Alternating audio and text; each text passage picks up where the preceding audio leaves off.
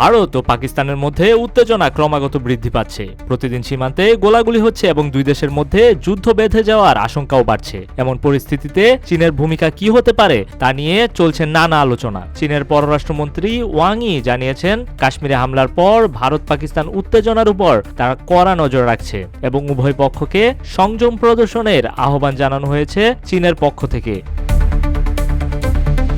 কায়েদে আজম international ইউনিভার্সিটির অধ্যাপক মোহাম্মদ শোয়েব বিবিসিকে বলেছেন, পাকিস্তান জানে চীন সরাসরি যুদ্ধে জড়াবে না বা পেছন থেকে যুদ্ধ চালাবে না। যদি আগের বছরের পরিস্থিতি থাকতো তাহলে হয়তো চীন ভারতের সঙ্গে সীমান্তে কিছু পদক্ষেপ নিত, যাতে ভারত বুঝতে পারে যে তাদের একাধিক ফ্রন্টে যুদ্ধ করতে হতে পারে। তিনি বলেন, পাকিস্তান প্রযুক্তির দিক থেকে অনেকটা পিছিয়ে থাকায় RICL TMX যুগের পর যুগ স্থাপনা থাকে মজবুত। স্যাটেলাইট ও তথ্য আদান প্রদানের ক্ষেত্রে চীনের উপর নির্ভর করতে হয়। ইতিহাসের প্রেক্ষাপটে চীন এই ক্ষেত্রে প্রতারণা করেনি, তবে বর্তমানে চীন যুক্তরাষ্ট্রের সঙ্গে বাণিজ্য যুদ্ধে জড়িয়ে থাকায় তারা ভারতের সঙ্গে নতুন কোনো সংঘাতে জড়াতে চায় না। তাছাড়া ভারত চীনের গুরুত্বপূর্ণ বাণিজ্যিক অংশীদার হওয়ায় বর্তমানে চীন ভারতের সঙ্গে ভালো সম্পর্ক রাখতে আগ্রহী।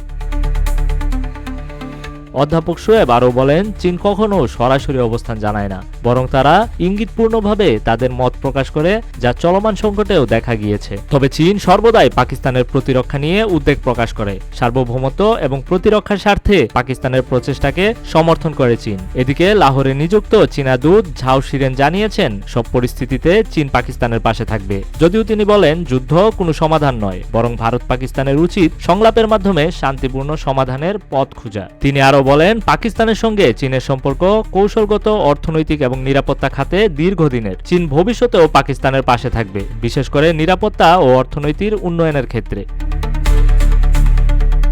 বিশ্লেষক ও কূটনৈতিকদের মতে, ভারত এখনো প্রমাণ দেখাতে পারেনি যে কাশ্মীর হামলায় পাকিস্তান সরাসরি জড়িত। ফলে এই অবস্থায় পাকিস্তানের উপর আক্রমণ করলে আন্তর্জাতিক সমর্থন পাবে না ভারত। তবে যদি ভারত নিশ্চিত কোনো প্রমাণ দিতে পারে, তাহলে চীনেরও ইসলামাবাদকে সমর্থনের বিষয়ে পুনর্বিবেচনা করতে হতে পারে। তৌহিদুর রহমান, রূপালী বাংলাদেশ।